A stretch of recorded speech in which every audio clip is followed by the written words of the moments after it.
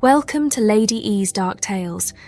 What happens when a highly trained soldier comes face to face with something that defies explanation in the shadowy pine forests of a military base?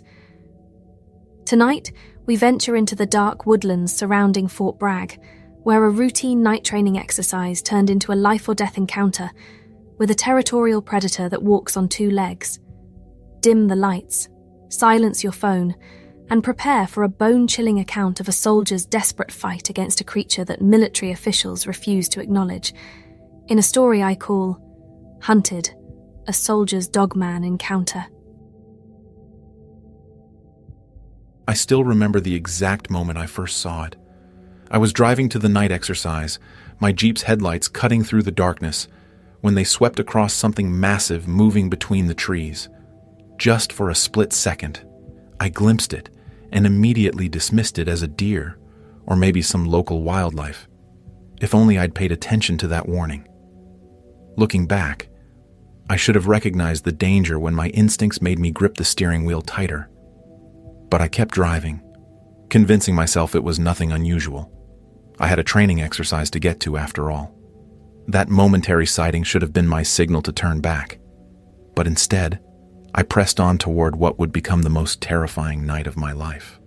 But hold on, let me start from the beginning. My name is Rafael Martinez. I'm a staff sergeant in the Army. Well, I was. This happened back in October 2018 when I was a private first class stationed at Fort Bragg, North Carolina. So, it's been a while since this happened. I'm streaming about it now because, well, I need to know I'm not alone in what I experienced. Life at Fort Bragg was pretty much what you'd expect. Wake up at 0500 PT, breakfast, training exercises, equipment maintenance, more training. Rinse and repeat. My unit was tight. We'd been through a lot together. In the barracks at night, we'd blast whatever was trending. Kendrick was always my go-to when I needed to clear my head. I remember that particular week, we'd been prepping for night exercises in the wooded training grounds that surround parts of the base. Miles and miles of pine forests, beautiful during the day, but at night, they transform into something else entirely. During downtime, I'd scroll through my phone, half listening to my bunkmate Garcia talk about some new conspiracy theory podcast he was into. He mentioned there had been sightings around military bases. I just laughed it off, joking that aliens must want our MREs. I wish I'd paid more attention now. On the night it happened, we were doing a standard navigation exercise. Teams of 2, find your way to checkpoints using only a compass and map. My partner was Ramirez. He got sick at the last minute. Food poisoning from the mess hall. So I went solo. The sergeant wasn't happy, but I convinced him I could handle it. He warned me to stick to the trail and not to be a hero. The first hour went smoothly. The moon was bright enough that I barely needed my flashlight. The forest was alive with normal sounds, crickets, the occasional owl, the wind through the pines. I'd found 3 checkpoints already and was feeling pretty good about myself. Then suddenly, everything went quiet. You know that moment in horror movies when all the ambient noise just stops? It was exactly like that. The crickets, the wind, all of it, gone. Just complete silence. My instincts immediately went on high alert. I froze, listening. That's when I heard it. A rustle in the undergrowth about 50 yards to my right. Too heavy to be a squirrel or a fox, too deliberate to be the wind. I called out, thinking maybe it was another soldier. No response. I shined my flashlight in that direction, but the beam only penetrated so far into the darkness between the trees. That's when I saw something move, something big. My light caught what looked like eyes, amber-colored, reflecting the beam back at me.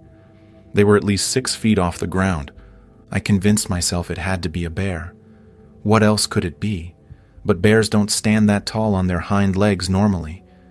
And bears don't watch you. This thing was watching me, studying me. I could feel it. NerdyNate88 in the chat asks, "Did you try to take a picture of it?" Yeah, I did. I fumbled for my phone, trying to keep my eyes on whatever was out there. But as soon as I got the camera open, the eyes were gone. I took a shaky video of the trees where I'd seen it, but nothing showed up except darkness. I should have turned around right then, gone straight back to base. But instead, I took a step forward. I was a soldier, after all. We're trained not to run from threats, but to assess them. I called out again, louder this time. That's when I heard it. A low, rumbling growl that seemed to reverberate through the entire forest. It wasn't a bear's growl. It wasn't a cougar. It wasn't anything I'd ever heard before. It was deeper, more... I don't know how to describe it. More intentional somehow. And then, just at the edge of my flashlight beam, I saw it step into a small clearing. The shape was all wrong for a bear. It was standing upright on two legs, easily 7 feet tall. Its head was like a dog's, but distorted, wrong. Like a German shepherd mixed with something else. Something with a longer snout and teeth that gleamed even in the dim light.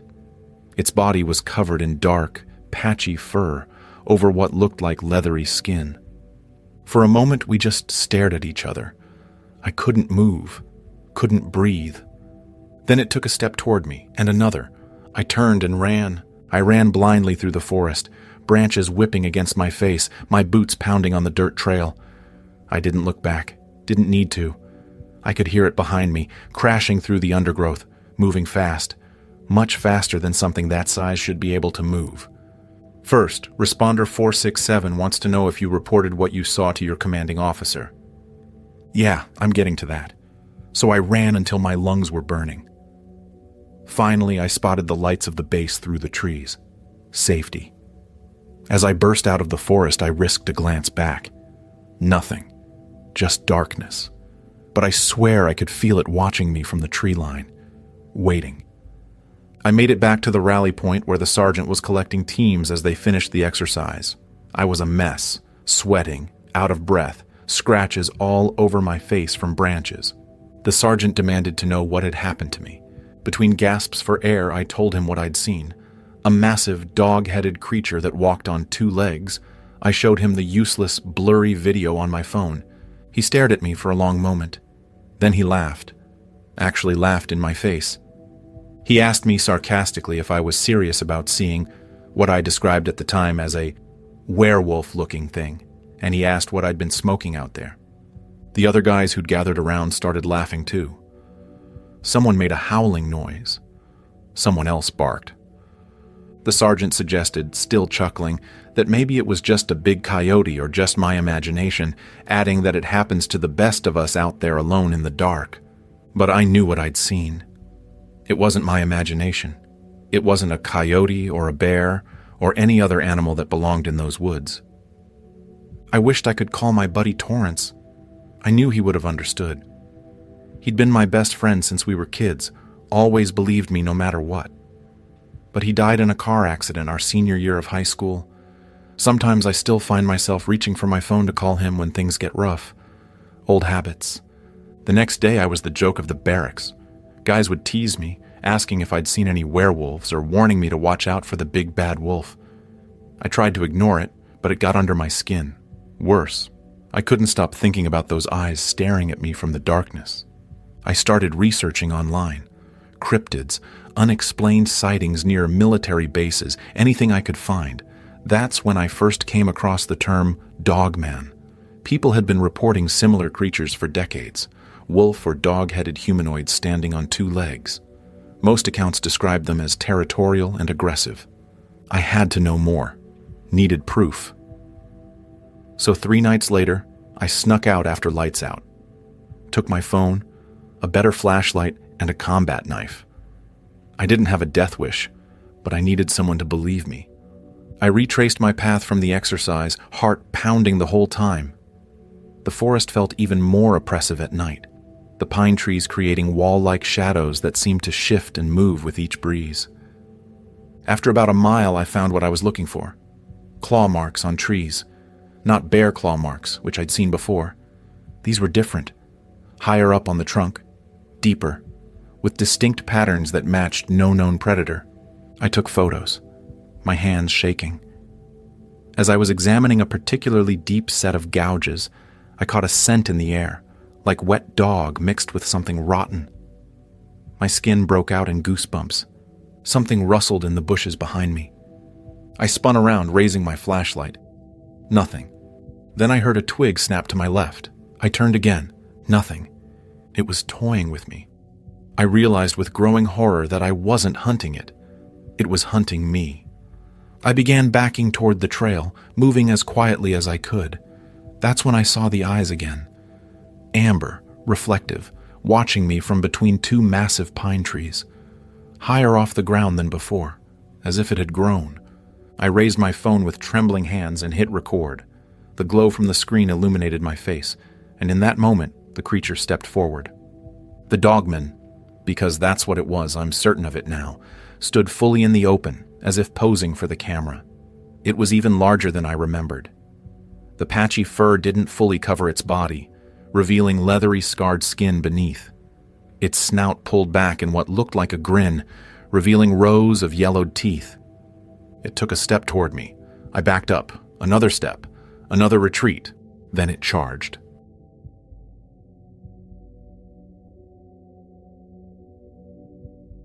Urban Legend Hunter asks, "How did you survive if it charged you?" Those things are supposed to be insanely fast. Honestly, pure luck and military training. As it charged, I didn't think. I just reacted. I dove to the side, rolling behind a fallen tree. The Dogman shot past me, its claws raking deep furrows in the earth where I'd been standing seconds before. I scrambled to my feet, knife in hand, though I knew it would be useless against something that size. The Dogman circled back, moving with terrifying speed and grace for something so large. I was trapped between it and a dense thicket of pines, nowhere to run. Its breath came in heavy, steam-like clouds in the cold night air. The smell was overwhelming now. That wet dog and decay scent so strong I could taste it. My phone was still in my hand, somehow still recording, though the footage was probably just a blur of motion and darkness. I backed up slowly. I told it that I wasn't a threat and that I was just going to leave now, as if reasoning with it might help. It tilted its head, almost like it understood me. Then it let out a growl that seemed to vibrate through my entire body. In that moment, I knew I was going to die. The Dogman charged again. This time, I didn't have room to dodge. It slammed into me with the force of a truck, sending me flying back against a tree trunk. The impact knocked the air from my lungs. My knife went spinning away into the darkness. My flashlight shattered. The only light now came from my phone screen, which cast a weak glow over the scene. I tried to stand, but pain shot through my side, probably a broken rib or two. The Dogman circled me slowly, almost methodically, like it was savoring the moment. I could see it better now as my eyes adjusted to the darkness. Its face was a nightmarish blend of canine features, the pointed ears of a German shepherd, the powerful jaw of a Doberman, but distorted, wrong. Too human in some ways, too animal in others. It dropped to all fours, muscles bunching under its patchy fur, preparing for the final lunge. I fumbled in my pocket, searching for anything that might help. My fingers closed around my Zippo lighter. As the Dogman sprang toward me, I flicked the lighter to life and thrust the flame forward. The reaction was immediate. The creature recoiled from the tiny flame. I know, that doesn't seem like that would do anything, but I read online that fire is a deterrent for these things. Anyways, it let out a high-pitched whine escaping its throat. I waved the lighter back and forth, the small flame creating a barrier between us. I shouted for it to get back, my voice cracking. The Dogman retreated a few steps, its amber eyes never leaving the flame. I slowly got to my feet, wincing at the pain in my side. With my free hand, I picked up a fallen branch and held the lighter to one end until it caught. Now I had a torch. A small, pathetic one, but better than just the lighter. I swung it in a wide arc in front of me, and the Dogman backed up further. For a moment, we were at a stalemate. Me with my makeshift torch, it with its supernatural strength and speed. Then something changed in its eyes. A calculation. an intelligence that no animal should possess. It began circling again, testing the boundaries of the light.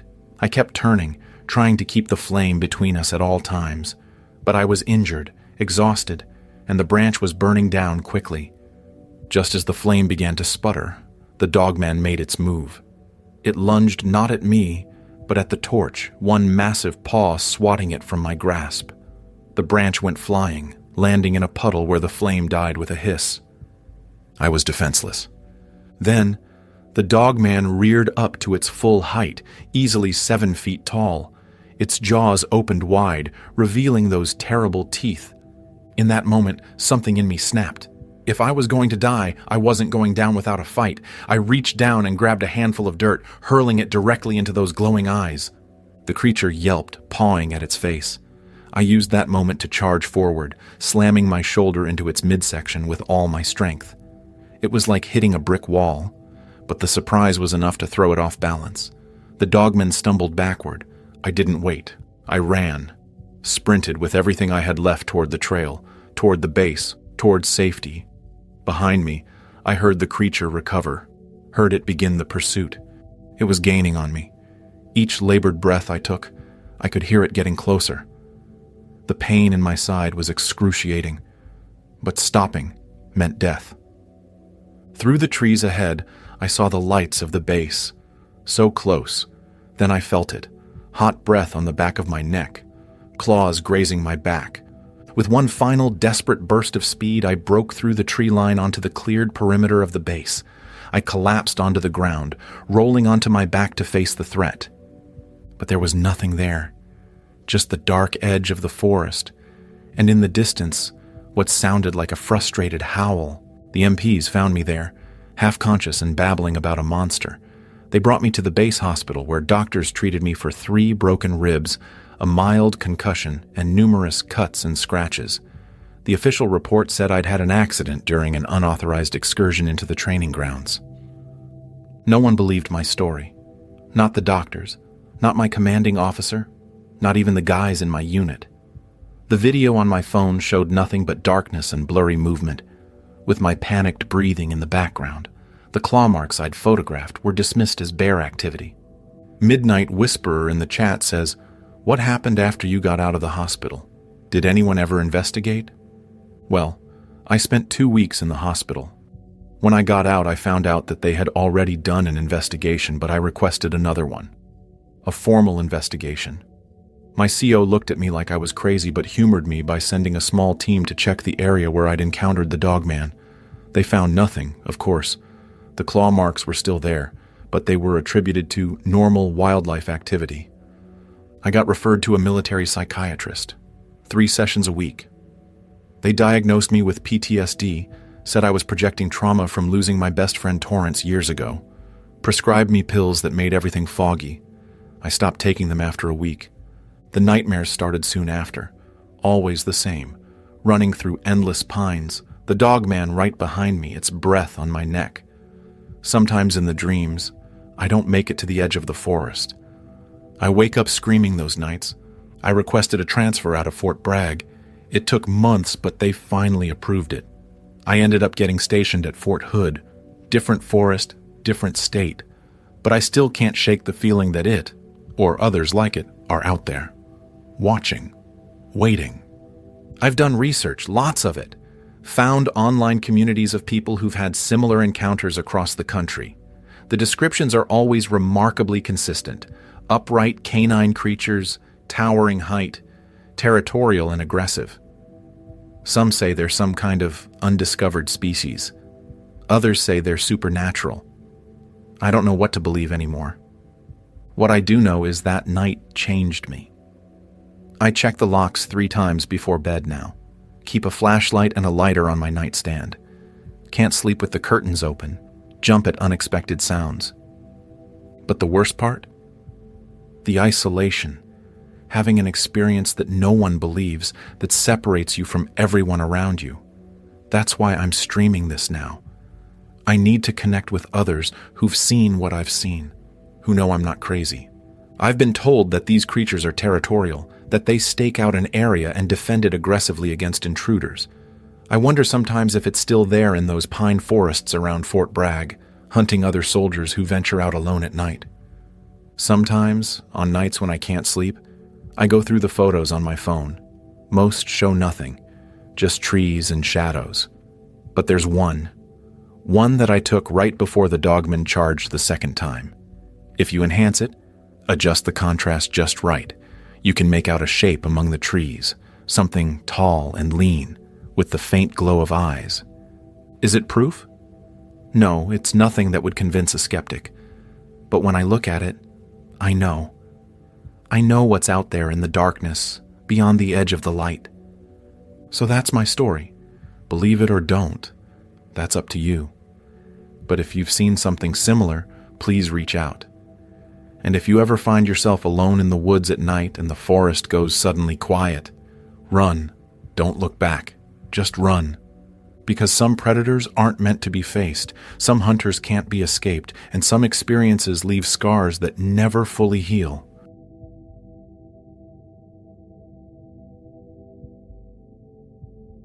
And so, my beloved audience, we have reached the conclusion of this harrowing military encounter. A soldier trained for combat, yet wholly unprepared for a territorial dogman that stalked him through the darkness. Was this creature protecting its domain or deliberately hunting human prey? Have you ever experienced that primal fear when alone in the woods, when something feels deeply wrong? Share your thoughts and experiences in the comments below. If this tale of a predator beyond explanation sent shivers down your spine, be sure to like this video and subscribe to Lady E's Dark Tales for more encounters with the unexplained. Until next time, sweet screams, my darlings. And remember, when the forest falls suddenly silent around you, it's not what you can see that you should fear, but what you can feel watching you from the shadows.